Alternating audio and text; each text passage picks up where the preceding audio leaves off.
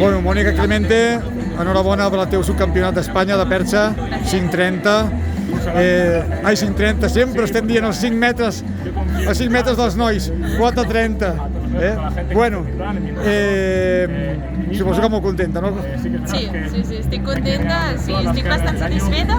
Volia una miqueta més, buscava més en aquest campionat, em notava molt bé i les últimes setmanes m'havien donat que pensar que podia saltar més, però molt contenta de tornar a estar aquí, de poder tornar a pujar un podi i de saltar 4.30.